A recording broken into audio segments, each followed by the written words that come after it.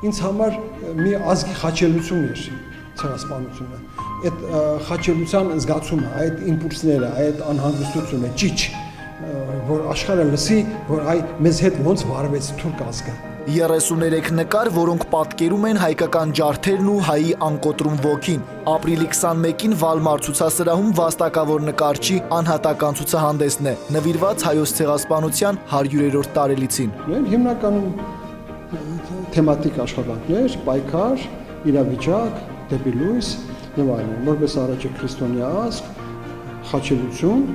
խաչվածություն, հետո իհարկե համբարձում։ Վալմարը իր նկարներում փորձել է արտահայտել եւ գույների խաղով վերարտադրել այն, ինչ լսել է Կարսից մազապուրծ եղած տատիկից։ Նկարների շարքը պահանջում էր հստակ գույներ։ Գերակշռողը ավելի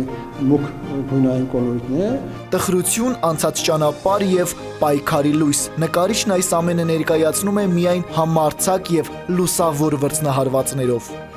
Շատ եմ սիրում կոմեդաս, շատ եմ լսում կոմեդաս։ Այս դիմանկարը ես արել եմ 40 տարի առաջ եւ փորձել եմ վերարտադրել այդ կոմեդասի